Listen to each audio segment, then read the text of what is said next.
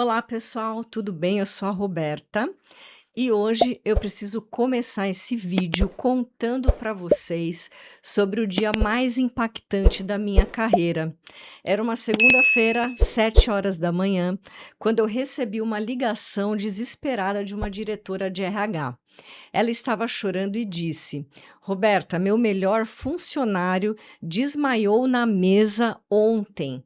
Quando chegamos no hospital, o médico disse que era exaustão extrema. Ele estava trabalhando 14 horas por dia há 8 meses.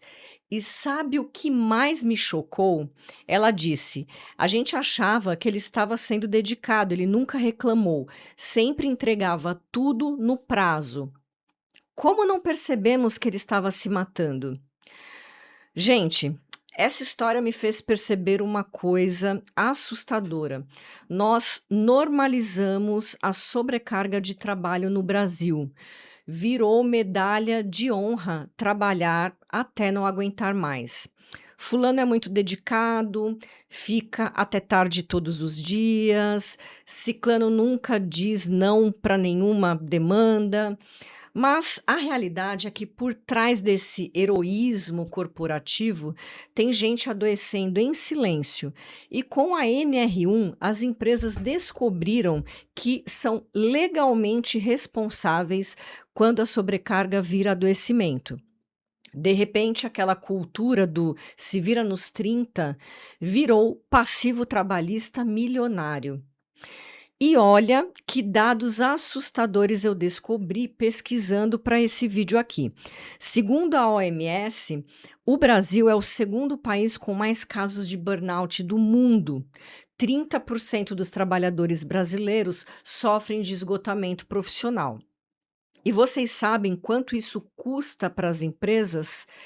3,2 bilhões por ano só em afastamentos. Isso sem contar rotatividade, perda, de produtividade, processos trabalhistas.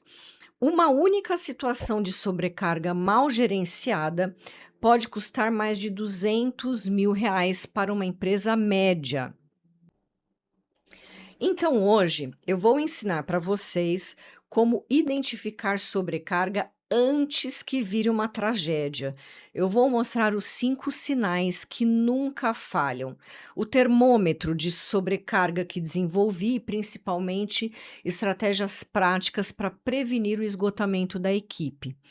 Porque identificar sobrecarga precocemente é literalmente salvar vidas e carreiras. Pessoal, com a NR1, gerenciar a sobrecarga de trabalho deixou de ser questão de pessoas para virar obrigação legal. As empresas precisam monitorar e prevenir o esgotamento dos funcionários. E olha, a oportunidade que isso criou, estou aqui vendo empresas pagando entre 12.000 e 35.000 para psicólogas e psicólogos implementarem sistemas de monitoramento de sobrecarga. É um mercado completamente novo. Quem souber trabalhar com isso vai ter demanda garantida por anos. Meu objetivo hoje é dar para vocês um kit, como um kit completo. Primeiro, ensinar a identificar os sinais precoces de sobrecarga. Segundo, mostrar como implementar esse termômetro de sobrecarga, que é o que eu uso no meu dia a dia. E terceiro, estratégias práticas para redistribuir demandas sem perder produtividade. Então, vamos começar falando sobre os 5 sinais infalíveis de sobrecarga. Antes de mais nada, vamos separar o que é sobrecarga tóxica do que é um desafio saudável, porque tem muita confusão ainda hoje em dia sobre isso. Demanda um pouco acima da zona de conforto, ela tem um prazo realista para execução. A pessoa, ela tem os recursos necessários, há reconhecimento por esse esforço técnico, há reconhecimento pelo esforço extra e é temporário e específico. Agora, uma sobrecarga tóxica, a demanda é muito além da capacidade. Os prazos são impossíveis ou irreais. Faltam recursos ou suporte. Não há reconhecimento, só mais e mais cobrança. Vira rotina, não é uma exceção. A linha entre os dois é tênue, mas as consequências são gigantescas. Agora, eu vou compartilhar os 5 sinais que identifiquei ao longo dos anos e que nunca falharam para detectar sobrecarga perigosa. O primeiro sinal é a mudança no padrão de horários. A pessoa começa a chegar mais cedo e sair mais tarde progressivamente. Primeiro 30 minutos, depois 1 hora, depois vira rotina trabalhar 12 horas por dia. E o pior, ela acha que é dedicação.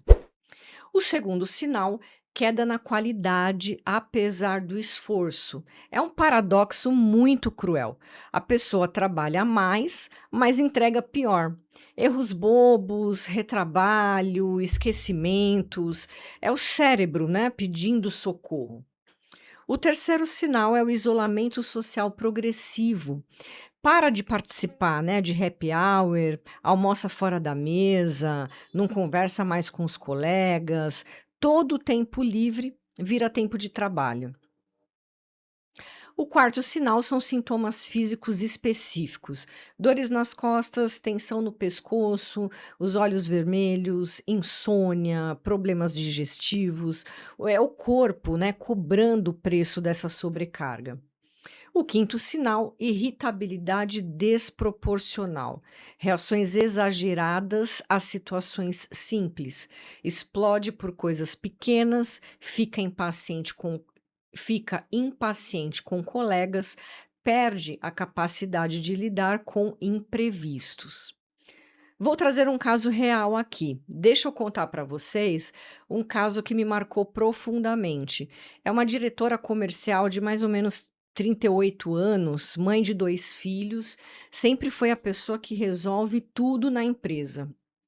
Quando a empresa passou por uma reestruturação, ela assumiu as funções de 2 diretores que saíram.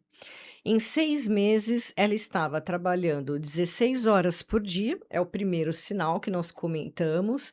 Estava cometendo erros em planilhas simples que nunca errava, é o sinal 2. Não falava mais com ninguém, só mandava e-mails, é o sinal 3.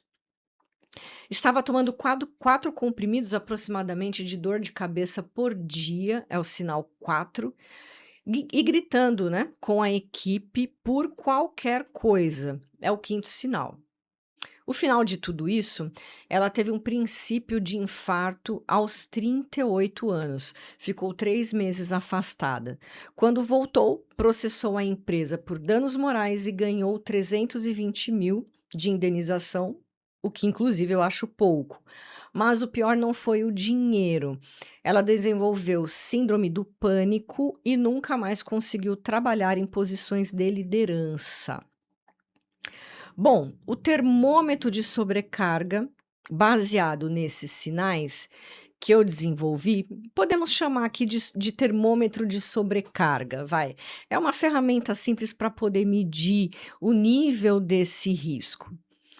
Numa situação normal, digamos assim, essa pessoa teria horários regulares, a qualidade do trabalho estaria mantida, teria uma socialização normal, não teria sintomas físicos e o humor estaria razoavelmente estável.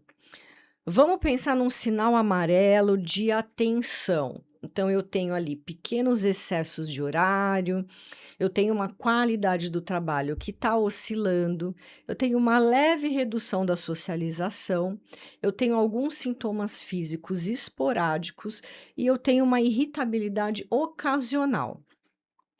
Agora aí, tarja vermelha, já um perigo importante, tá? Os horários excessivos, eles são constantes, eu tenho uma queda clara na qualidade, isolamento social, sintomas físicos frequentes e a irritabilidade, ela é constante.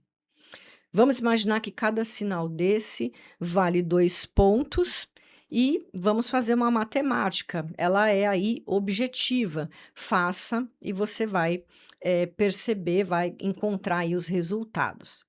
Então, vamos pensar num sistema de monitoramento, né? Um sistema, com 3 níveis, vai, de monitoramento. Então, para implementar um monitoramento eficaz de sobrecarga, eu uso esse sistema de 3 níveis, né? Então, o primeiro nível seriam indicadores automáticos, horas extras por funcionário por mês. Então, são indicadores em que eu consigo, eh ter um panorama, né, geral da organização. Então, horas extras por funcionários por mês, né, uma taxa, né, tempo de resposta a e-mails fora do horário, uso de sistemas corporativos em finais de semana, quantidade de projetos simultâneos por pessoa. Então, esse é o primeiro nível de indicador, que são os indicadores automáticos. Um segundo nível é a observação direta dos gestores, tá? Então, check-ins semanais de 15 minutos com cada subordinado, observação de mudanças comportamentais, monitoramento da qualidade das entregas, atenção a sinais físicos de estresse. Esse é o nível 2, né, de monitoramento, ok? Que é a observação direta dos gestores. O nível 3 é a autoavaliação estruturada. Então, um questionário mensal com 10 perguntas sobre bem-estar, uma escala de 1 a 10 para carga de trabalho percebida, espaço para relatar dificuldades específicas, sugestões de melhorias dos processos. Pensando num case de implementação, vou trazer aqui uma empresa de tecnologia. Vamos ver como é que foi que eu implementei esse sistema nessa startup. Ela tinha, na época, 80 funcionários. Então, uma situação inicial, 40% da equipe trabalhando mais de 60 horas por semana. Estou lá no primeiro nível, né, de indicadores. Rotatividade de 65% ao ano, 15 afastamentos por burnout em 12 meses, produtividade em queda, apesar das horas extras. Então, a implementação de 8 semanas que eu propus, semanas 1 e 2, o mapeamento atual. Análise de logs de sistema para identificar horários reais, para saber quando que eles entram no sistema para trabalhar. Entrevistas com 100% da equipe, identificação dos gargalos de processo. Semana 3 e 4, estruturação do sistema, criação de dashboards automáticos, treinamento dos gestores para observação direta, aquela que eu citei, do nível 2, implementação do questionário mensal. Semanas 5 e 6, redistribuição de demandas, renegociação de prazos irreais com clientes, contratação de 3 funcionários para áreas críticas, automação de 40% das tarefas repetitivas. Semanas 7 e 8, ajustes e consolidação, ou seja, refinamento dos indicadores, criação de protocolos de intervenção, treinamento de toda a liderança. Resultado e lições aprendidas com tudo isso, né? Bom, os resultados aqui foram impressionantes. Em 6 meses, as horas extras caíram em 60%. A rotatividade caiu para 18% ao ano. Fazendo o cálculo, tá? A taxa, né? 0 afastamentos por burnout, produtividade aumentou 25%. E a satisfação da equipe, segundo a sua percepção, subiu de 4,2 para 8,1. Algumas lições aí fundamentais. Sobrecarga é sempre sistêmica, nunca é individual. Não adianta falar para a pessoa se organizar melhor. Se ela está sobrecarregada, o problema está no sistema, não está nela. Gestores precisam de treinamento específico, a maioria não sabe identificar sobrecarga, porque confunde com dedicação ou comprometimento. Métricas objetivas são essenciais. Fulano parece cansado, não é um indicador. Agora, fulano trabalhou 68 horas essa semana, isso sim, isso é um indicador. Intervenção precoce é 10 vezes mais eficaz. Resolver sobrecarga ali no amarelo, né, dentro daquela estrutura que nós criamos, custa R$ 2.000 aproximadamente. Resolver no vermelho pode custar R$ 50.000. Cultura organizacional é o fator determinante. Se a empresa valoriza heróis que se matam de trabalhar, o sistema vai falhar, gente. Não tem jeito. Bom, vamos falar sobre estratégias de prevenção e de intervenção. Vamos pensar num protocolo, né, de sobrecarga organizacional. Então, vamos pensar nesse protocolo para empresas que querem, de fato, prevenir essa sobrecarga. Pensando inicialmente aí numa sinalização precoce. Então, eu preciso de indicadores automáticos com alertas, né? Eu preciso de um treinamento de gestores para que eles possam identificar sinais. Eu preciso de uma cultura de comunicação aberta sobre limites. Eu preciso de canais seguros para poder relatar essa sobrecarga sem receio de nenhum tipo de perseguição. Depois eu preciso de uma organização de demandas, ou seja, eu preciso de priorização clara dos projetos, né? Eu preciso de um método de priorização. Depois eu preciso de uma distribuição equilibrada da carga de trabalho. Eu preciso de prazos realistas, baseados em capacidade real. Preciso também de recursos adequados para cada demanda. Sem recursos, o peso da atividade fica muito maior.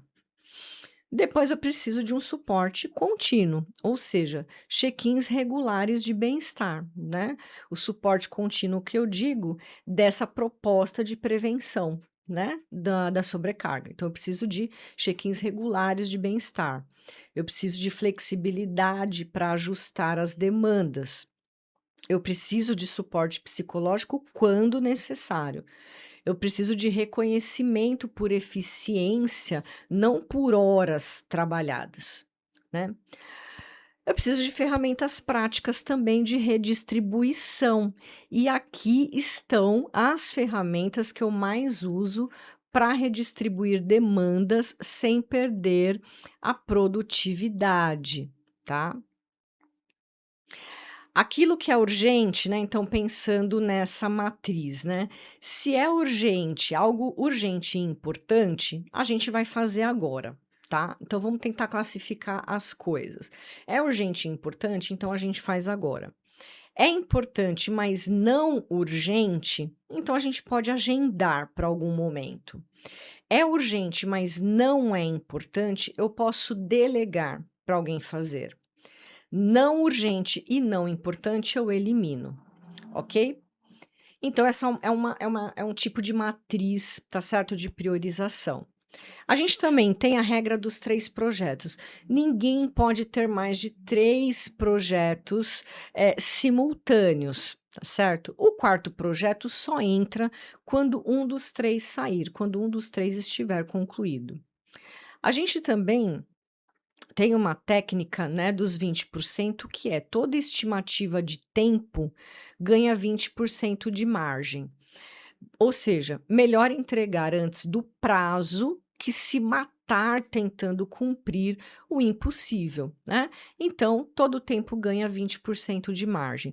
Eu entrego antes do prazo, e ainda que aquilo não esteja perfeito, tá?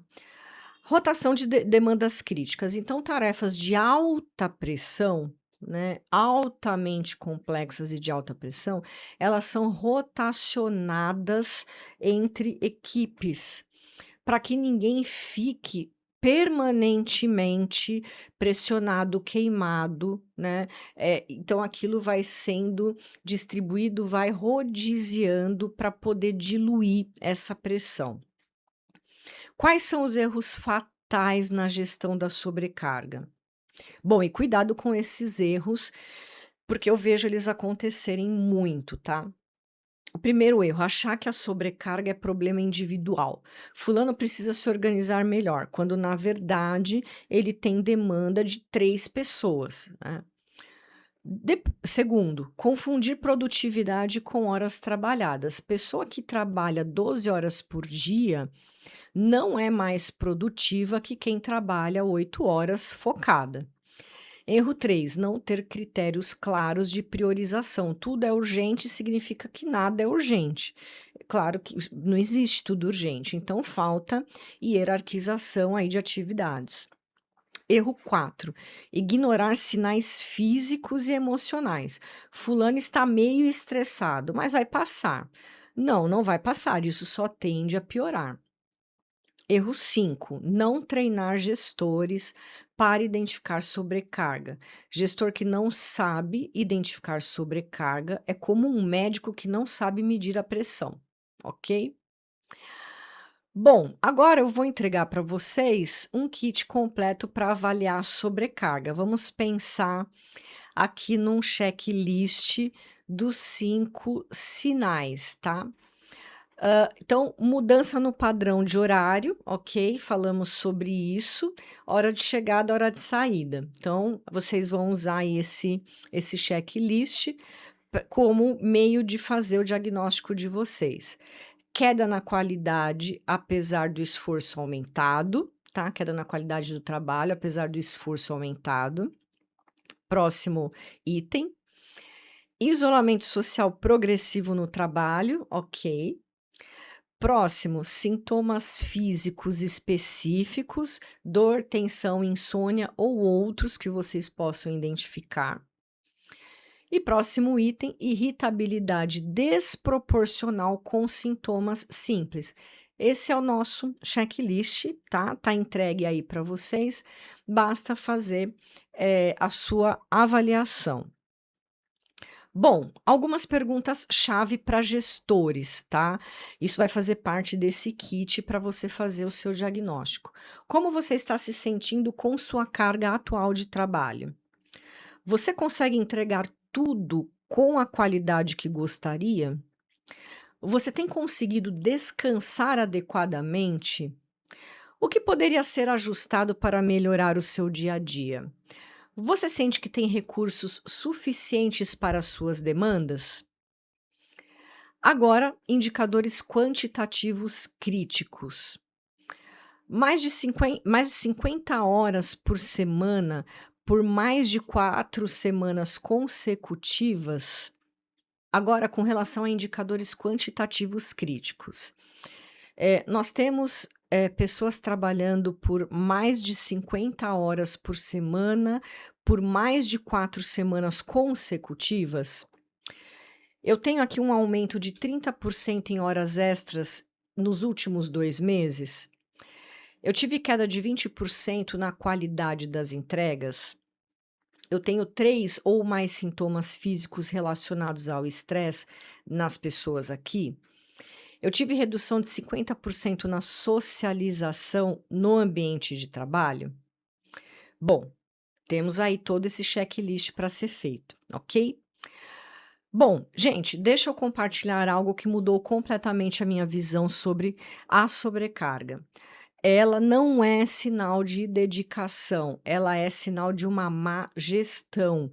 Uma empresa que precisa que seus funcionários se matem de trabalhar para funcionar é uma empresa com sérios problemas estruturais. Nossa função como psicólogas e psicólogos é ajudar as organizações a entenderem que pessoas descansadas, equilibradas e saudáveis são infinitamente mais produtivas que pessoas esgotadas. Cada sistema de monitoramento que implementamos, cada protocolo que criamos, cada intervenção precoce que fazemos, estamos salvando vidas e construindo organizações mais humanas e sustentáveis. Se você chegou até aqui, deixa um comentário contra a sobrecarga aqui abaixo do vídeo e me conta se você já vivenciou sobrecarga ou se você já presenciou situações de sobrecarga extrema de colegas de trabalho. Como você lidou com a sua sobrecarga? Como a empresa lidou com a sua sobrecarga?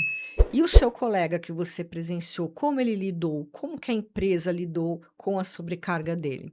Bom, em algum momento aí mais à frente, eu vou falar sobre como construir ambientes psicologicamente seguros, e o segredo para que equipes de alta performance não adoeçam. Se vocês querem se especializar em psicologia organizacional e principalmente aprender mais sobre a NR1, o ecossistema Entre Laços Psicologia tem informações completas nesse sentido. Não perca os nossos próximos vídeos e nos acompanhe. Até mais!